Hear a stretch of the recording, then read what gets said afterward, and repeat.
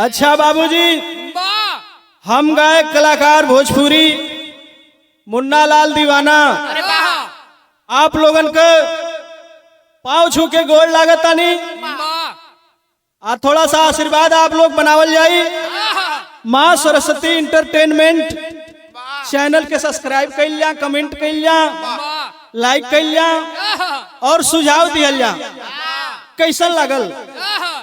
एक बिरहा बनारस कांड आप लोगों के बीच में रख रहा हूं। आशा करता हूं आप लोगों का प्यार दुलार जरूर मिलेगा। भूमिका के लाइन मास्टर। कि जन्म ले आबला मात की गोद में, जो कि हकदार बनकर मरुक स्थल पे आए, कि वही राम सीता वही राम गीता, भवानी को भोला जी माला बनाए। इस समय के शिखर पर है मरते परवाने, अब गई जिंदगी फिर वो वापस न आए। अरे वही ये धरा है कहा गई मानवता, प्रशासन के बागडोर दानव तपाई।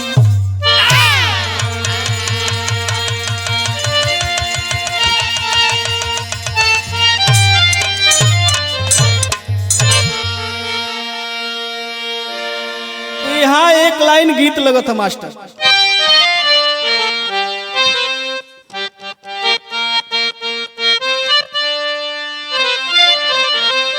कि तुझे सूरज कहूं या चंदा,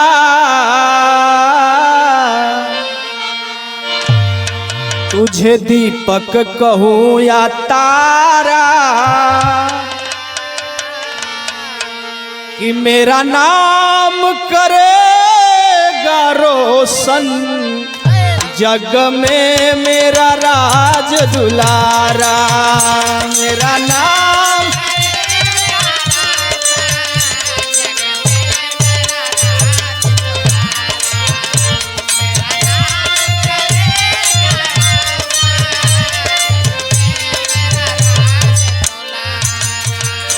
लेकिन बिरहा में भाव देखो कि तुझे मालिक कहूं या बंदा,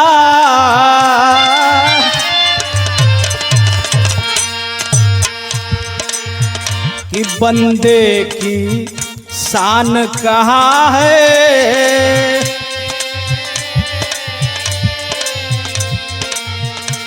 भूमार सहेगी कैसे भगवान मेरा कहाँ है।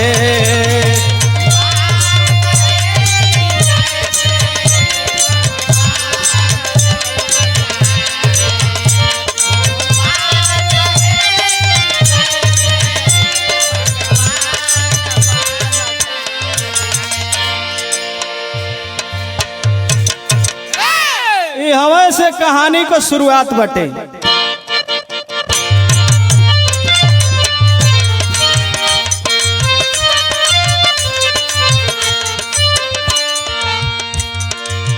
आदमी आज का हैवान बना जाता है,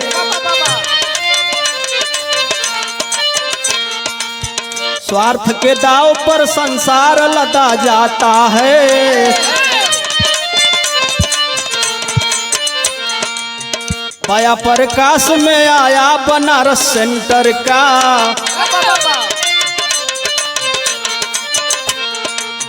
हिरणितकार है राजेंद्र कारपेंटर का।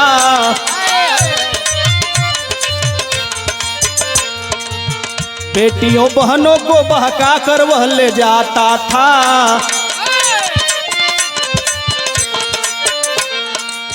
5,000 रुपए में बेच आता था।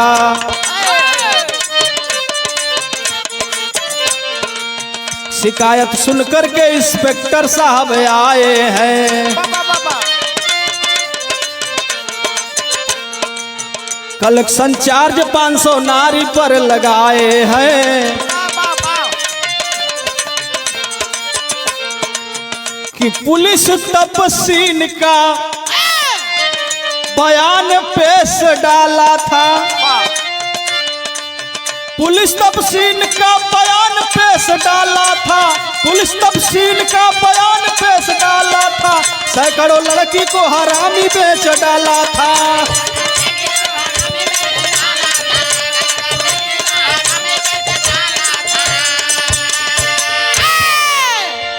ए भैया, बनारस शहर के अंदर एगो व्यक्ति रहलन जेकर नाम राजेंद्र बतावल गई। पेशे से कारपेंटर का काम करत रहलन। स्मार्ट था, भोली भाली लड़कियन के अपने प्रेम के जाल में मोहब्बत में फंसावे और ले जा करके दिल्ली बंबई के वेश्यालय में बेच दिया करता। ए बाबूजी, किसी मुखबिर ने खबर दिया कि ये राजेंद्र नाम का व्यक्ति जो है तस्करी करता है, लड़कियों का धंधा करता है, लड़कियों को बहला फुसला करके ले जाता है और कोठे पर बेच देता है। पुलिस छापा मार के राजेंद्र के गिरफ्तार कैलस। आज जब गिरफ्तार कैलस तो 10 साल का सजा हो गई। आज 10 साल का जब सजा भइल तो सजा काट के 10 साल का वापसी जब लौटल हुआ वही बनारस शहर में, तो सोचा था कि हमारे पहले का धंधा तो सब चौपट हो गई, अब कौन ऐसा उपाय करी कि हमारा धंधा फिर से चले लगे। तब भैल का मास्टर बिरहा में एक लाइन गीत लग गई।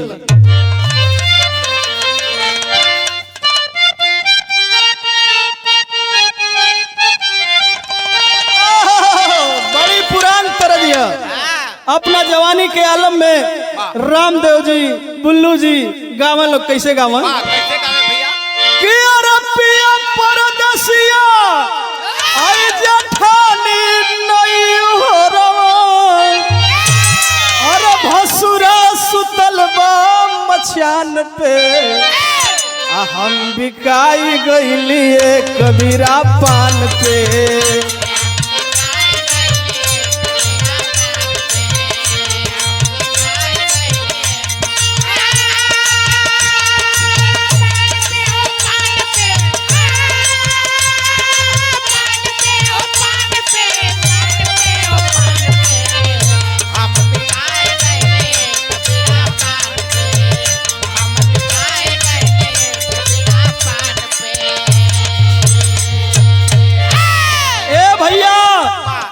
बतावल जाला कि हरखल मानेला लेकिन परखल ना मानेला। वो धंधा फिर से शुरू करे खातिर कैलस का कि अरे पेंटर राजेंद्र एक योजना बनवल, घाटा मुनाफा उठाई के सगी बहन बेचा दिल्ली ले जाई के।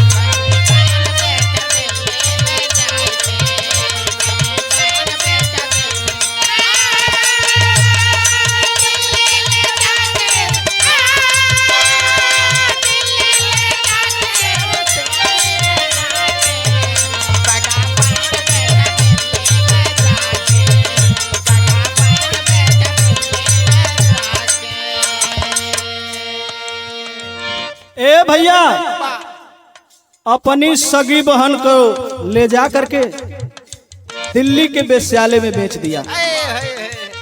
अब बेचने के बाद कैलाश का मास्टर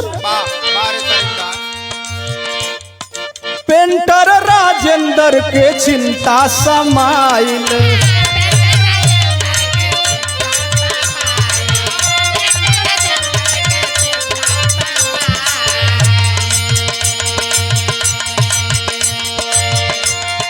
धंधा बदलने का सोचा उपाय,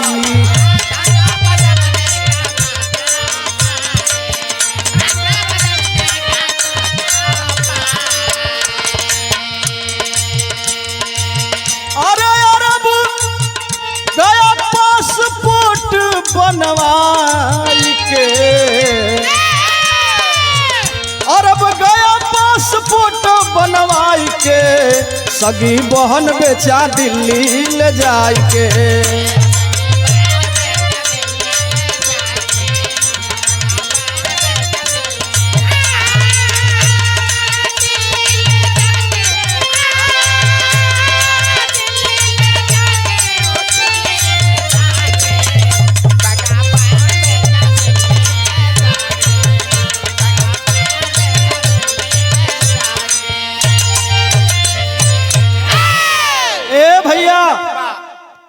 अपनी सगी बहन को बेच करके पासपोर्ट बनवा करके अरब चला गया।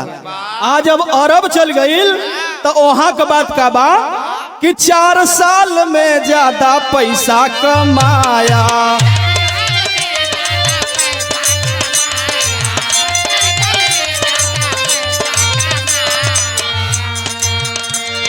₹7 लाख बचा करके लाया।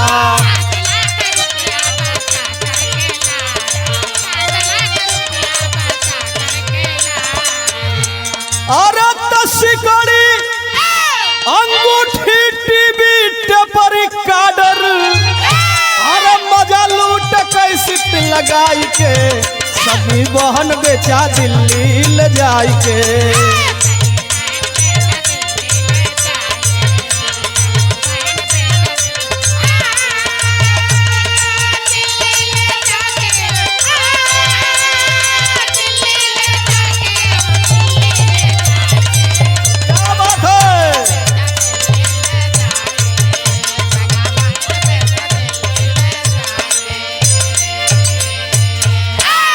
ए भैया 4 साल पर जब अरब से आइल बाटे फिर बनारस में तो चोरी छुपे रहे लगल।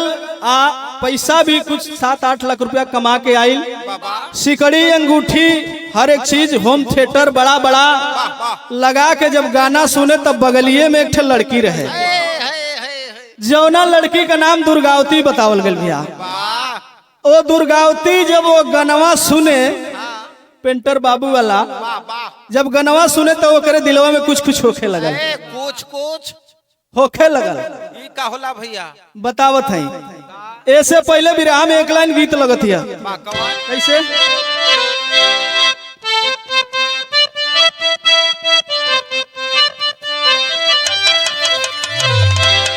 वह गीतिया बा कि तुहरे आँखी का कजरवा भौजी जान ले का।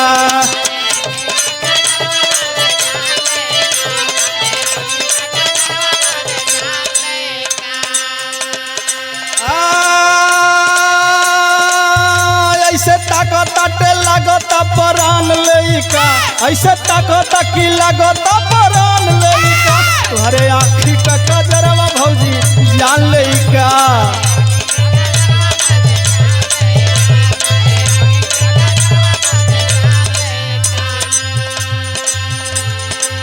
लेकिन वो दुर्गावती के मनवा में कुछ कुछ होके लगल। का भाई दुर्गावती के मार गईली मतियाना।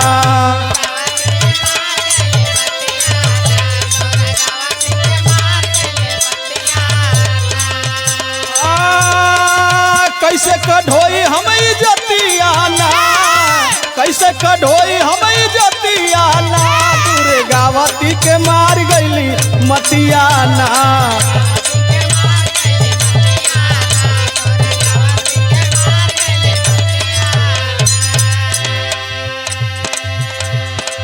सत्रह 18 के बीच में ओकर उम्र बा।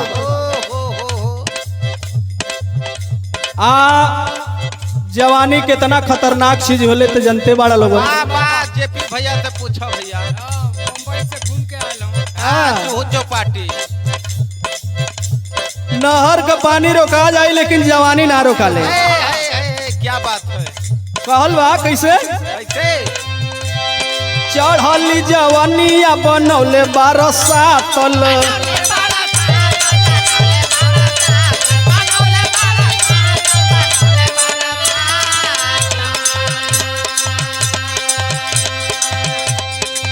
पाकल नरवा बरसवा से मातल।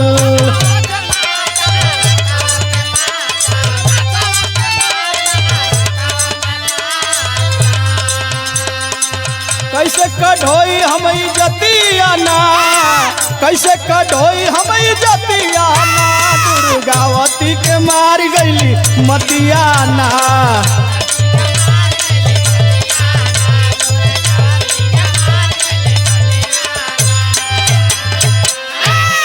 ए भैया तनी बात के समझला। उ दुर्गावती जब गनवा सुने तो के रह ना जा। एक दिन बेचैन होके कहलस कि आज हम हिम्मत बांधब, आज चलो भेंट करब, अब परिचय पूछब।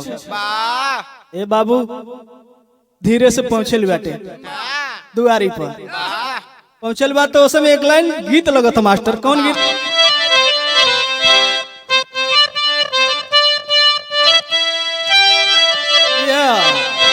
इस सरंगिया वाले को डेरावा, अरे सरंगिया वाले को डेरावा बता दे रे छोटा की नाना दी।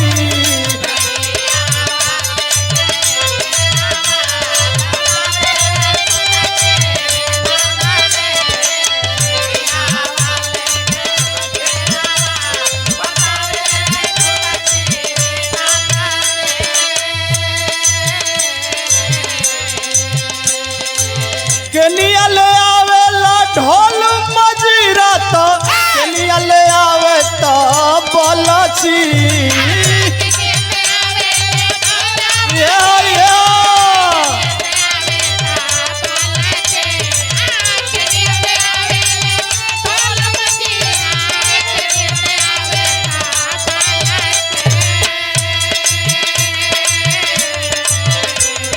केनिया ले आवे सरंगिया वाले बता दे रे लहुरी नाना दी।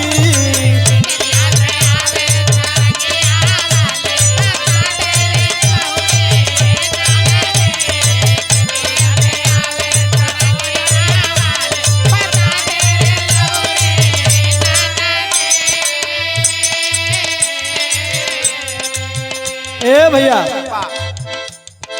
लेकिन बिरहा में भाव देवे पड़ल। वो दुआरी पर पहुंचल बा राजेंद्र के। मी आई कमेंट अतिया क्या मैं अंदर आ सकती हूँ? अब तो ये दादा जौने रोगिया भावे हुए बद काला एकदम शौक से आ सकती है। आइए आइए आइए स्वागत है आपका। आइल वे घर के अंदर तो कह दिया भैया कितनी रतिया वाला कैसीटावा, तनी रतिया वाला कैसीटावा लगा दो ये पेंटर बबुआ।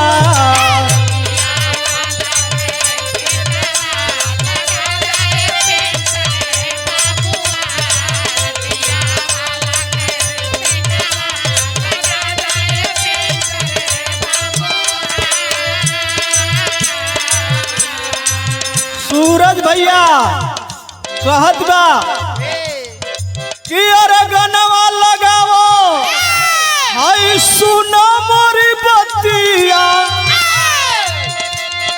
गनवा सुनत क फाटत मोरी छतिया।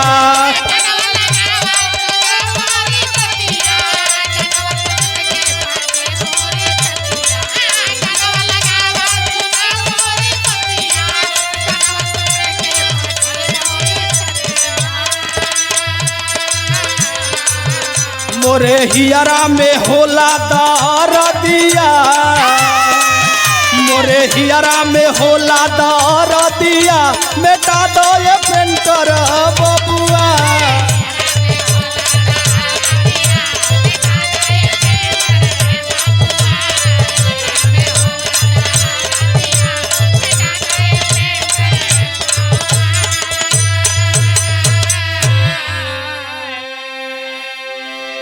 ए सूरज भैया जब वो दुर्गावती का राजेंद्र के घर पर आना जाना चालू हो गई, और जब चालू हो गई तो आस पड़ोस के लोगन के धीरे धीरे खबर होखे लगल।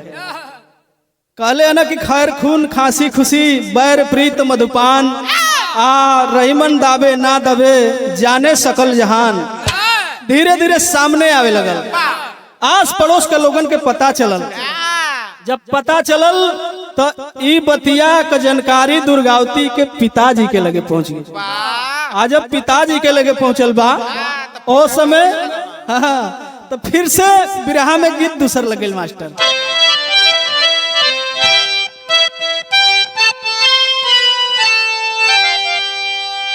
अब ये गीत बा कि अरे छतिया में भाला अरे धसवला सरे रतिया जियते बला मुआ मुआवला सरे रतिया।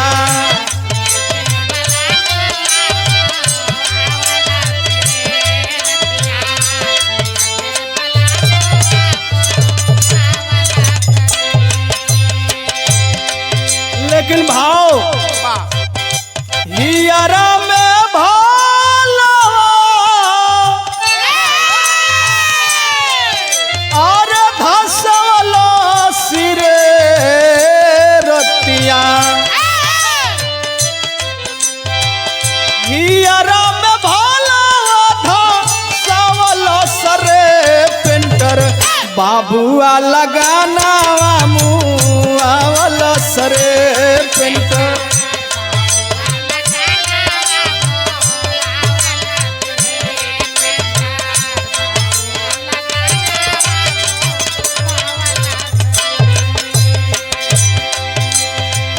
पास के पड़ोसी काना फुसकी बतियावेले फुसकी बतियावेले।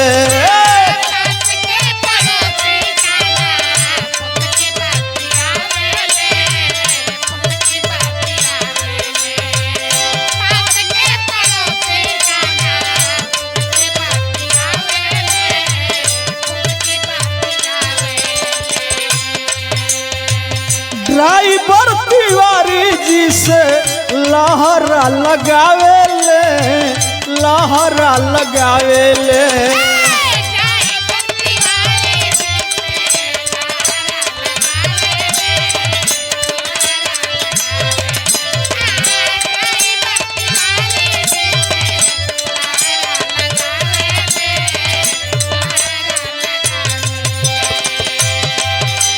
तो वही रतिया में दुर्गा के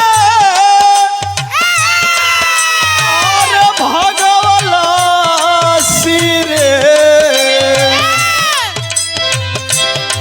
वही रतिया में दुर्गा के भगवला सरे पेंटर बाबुआ लगाना मुआवला सरे।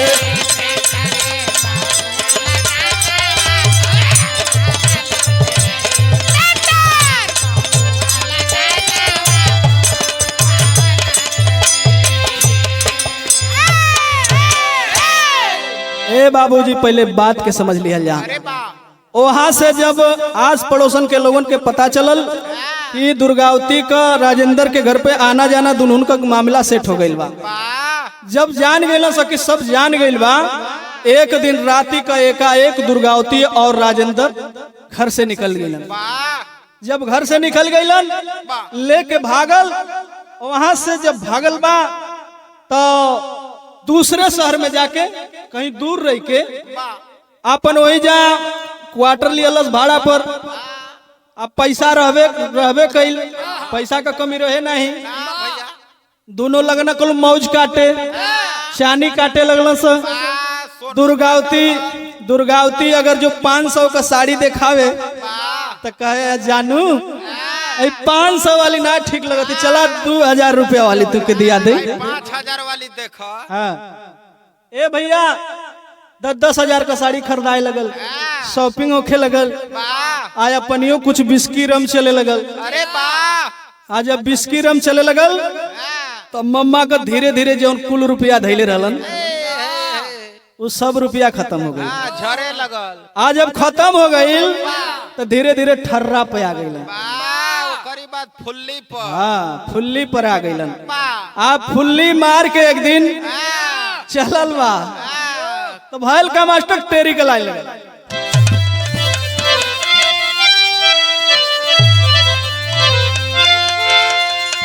अरे हरियाली रेगिस्तान बन गई, कि अरे हरियाली की हरियाली, अरे हरियाली रेगिस्तान बन गई, कि माली त्याग किया कि बाहर आने वाली हरियाली रेगिस्तान।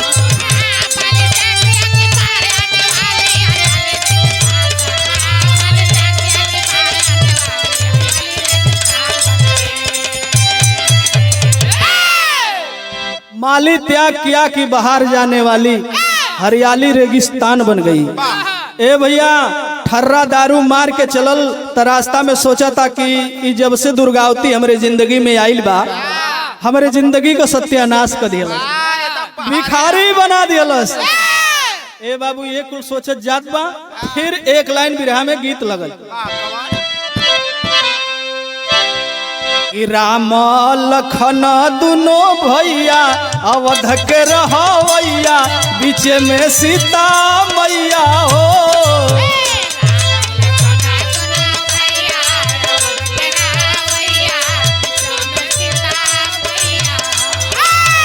राम लखन दुनो भैया अवध के रहवैया,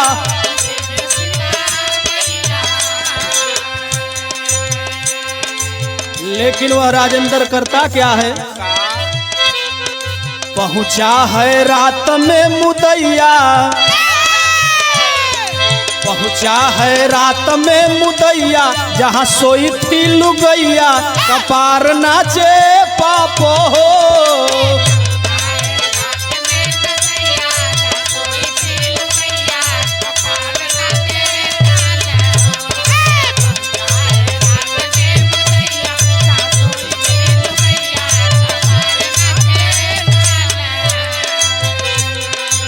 कपारे पर भूत सवार बाटे कि जब से ही दुर्गावती हमारे जिंदगी में आई हमार सत्यानाश हो गई। ए बाबूजी सोचा था कि काहे ना ऐसा काम कर दई कि न रहे बांस न बाजे, का कैलस हिल गईली रजनी धरती गईली कापी,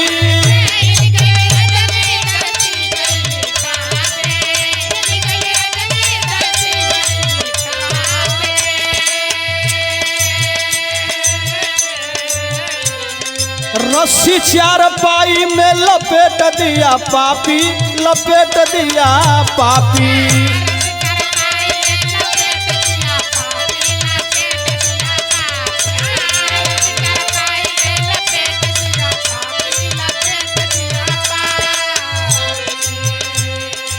चार पाई में रस्सी से उस दुर्गावती के गतरे गतर बन्हले बा, गतरे गतर बांधला। दुर्गावती कहत बे कि सैया जी हमसे अगर कोनो गलती भइलो के तो हमके माफ कर द, ए तरह काहे करत हमरे संगे तू। हिली गईली धरती रजनी गईली कापी,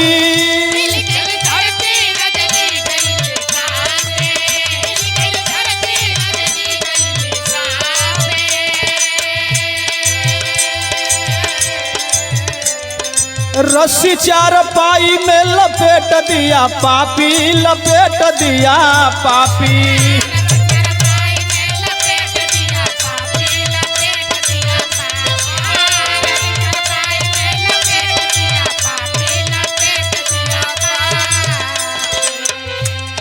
छिड़का पेटरवलते ही समैया,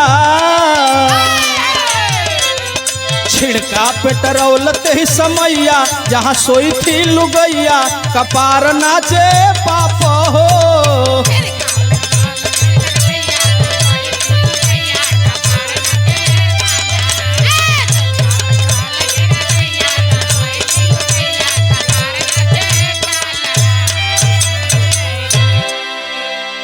ए बाबूजी जौने समय रस्सी से बांध करके चारपाई में जलावे की कोशिश करता, ओ समय रो रो करके दुर्गावती कहले बा, का कहला मास्टर विदेशिया लग गई।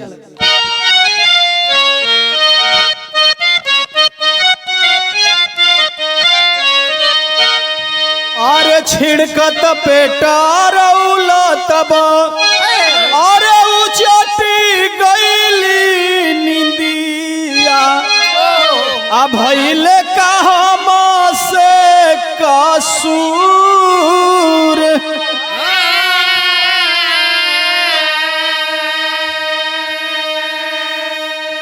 आ रोई रोई साजना से और कहली गुजरिया आ माफ कर गलती हमार।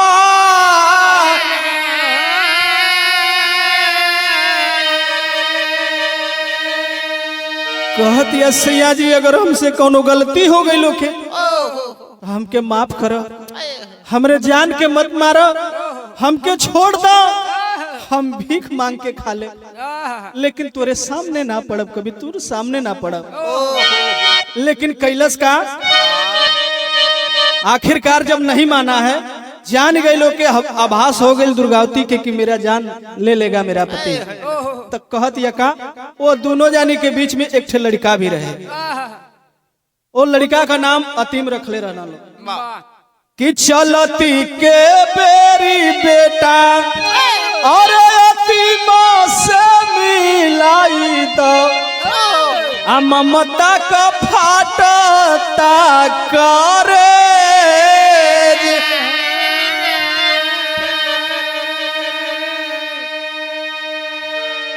ए बाबूजी आखिरकार और निर्दयी के दिल में दया नाम का कोनो चीज ना बाटे। जबरदस्ती पेट्रोल के छिड़क दिया, अब माचिस बारे के तैयारी करत बा, तब तक फैल का मास्टर का पापट लग गई।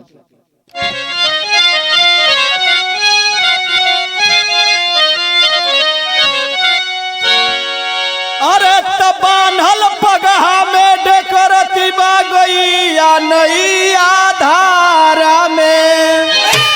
अरे बानल पगहा में डेकरती बा गई या नहीं आधारा में। अब बार के माचिस जला दिया कसैया नहीं आधारा में।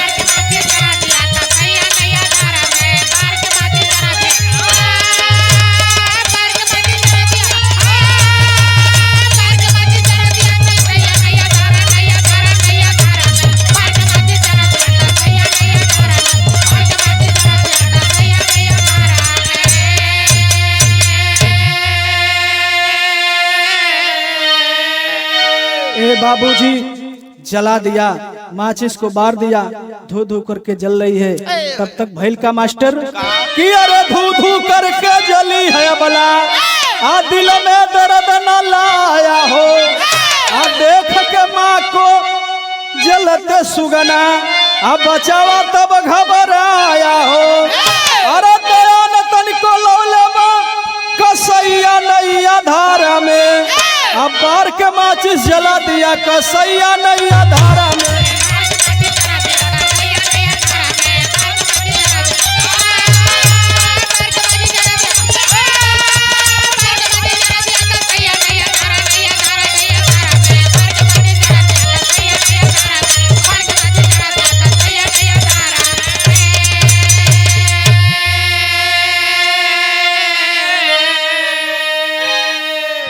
ए बाबू जब धुआं निकलल बा, बगले वाले कोठरिया में लड़कवा सुतल रहे, दौड़ करके आई, देखा था कि पापा जी हमरे मम्मी के मारा तड़न जला के, रो रो करके लड़का अपने पापा से कहत बा का कलस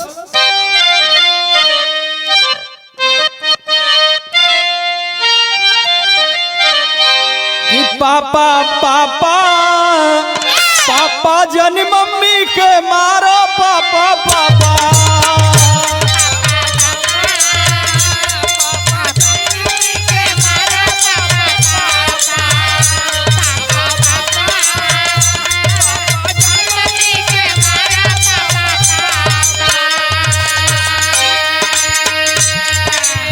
पापा मम्मी के काहे मारो तड़ा पापा, हमरा मम्मी के छोड़ दे पापा, छोड़ दे पापा, हम तुझसे टॉफी ना मांगब, बिस्कुट ना मांगब हो पापा, हमरे मम्मी के मत मारा।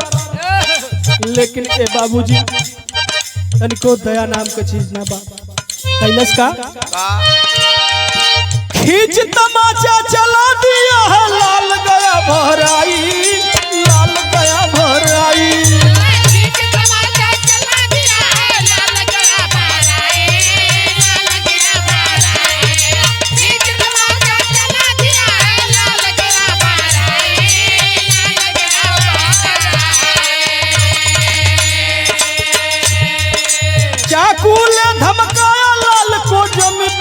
सुलाई जमी पदिया सुलाई।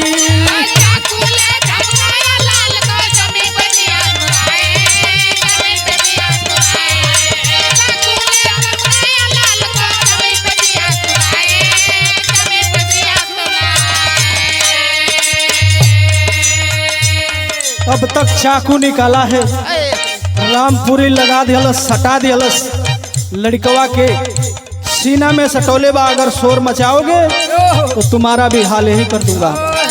लड़का गनगन गनगन कांपता, पापा पापा अब हम पापा शोर ना मचाई, हमके छोड़ दो पापा, मम्मी के तो मार दिया पापा, लेकिन हमके छोड़ दो। क्या कहले बा? पापा पापा पापा अब ना करब आवाज, पापा पापा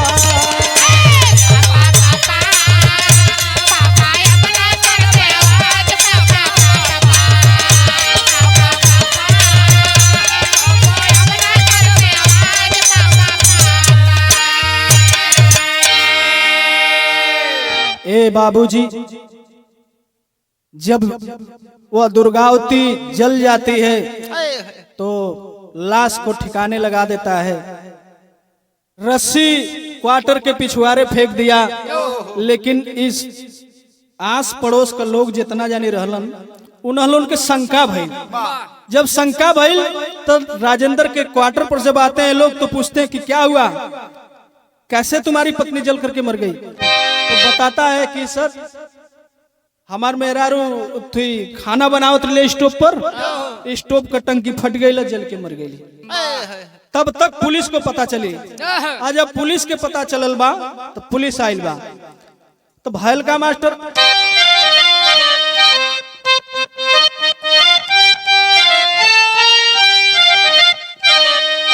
कि जवन नारी जगवा में अरे जन्मवा सबके दिहली दादा,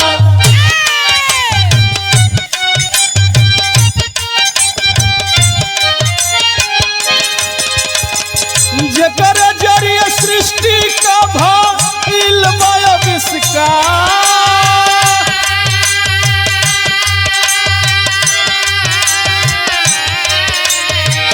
जेकर गोदिया में राम श्याम जन्म लिहल भैया,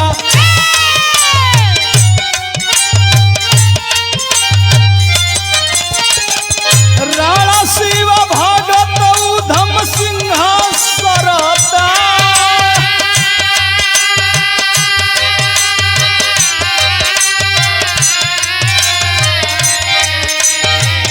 आज उहे नारी होला चारी होई गई भैया, कवनो अदालत में ना होला सुनवा,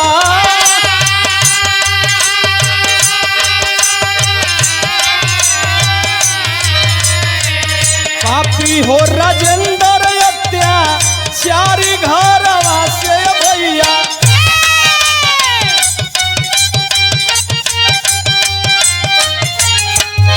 अपने मोहलिया से कैले बापू का,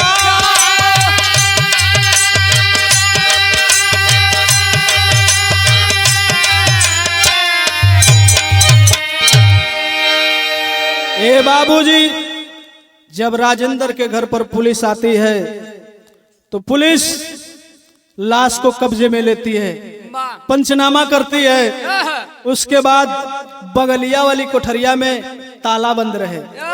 वो बोला ये बगल वाली कोठरी में क्या है? इंस्पेक्टर साहब कहते हैं कि इधर आओ, इस बगल वाली कोठरी में क्या है?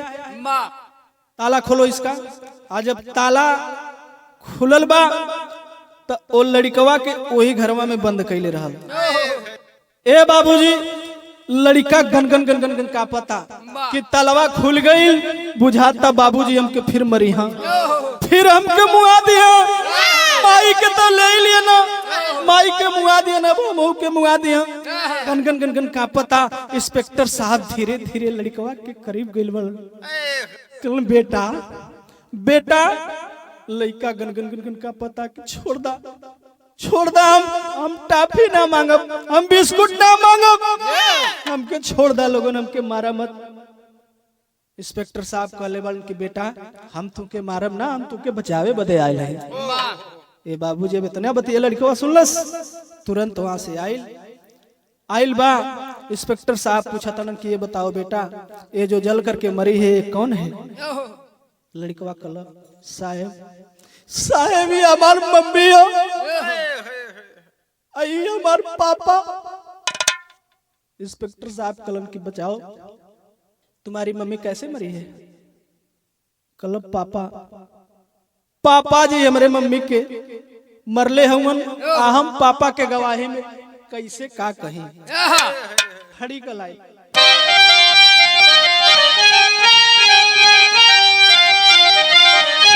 कि अरे उठे ही अरे में दर्दिया बुझाई कैसे, अपन मम्मी वाला ममता भुलाई कैसे।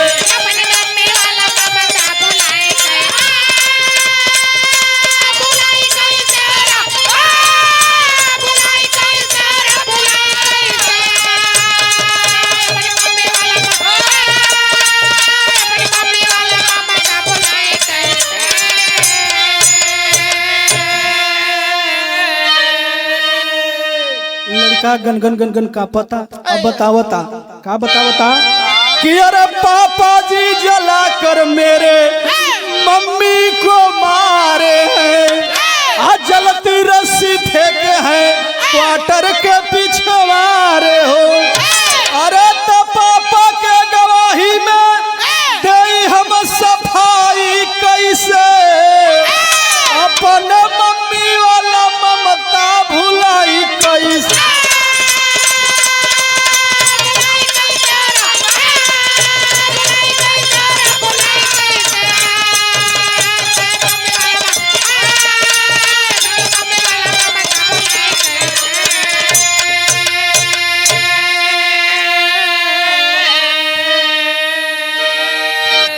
ए बाबूजी लाश को पोस्टमार्टम के लिए भेज दिए। राजेंद्र को जेल हुई। अतीम बेटवा के इंस्पेक्टर साहब ले जा करके अपने पाले लगलन। गाने का अंतिम प्रमाण था, परिचय दियल गया कि गुरु बिहारी गुरुपत्तू जी डूब गए हैं गम से, राम किशुन कभी राम नक्षत्र कहे आंसू बहे कलम से।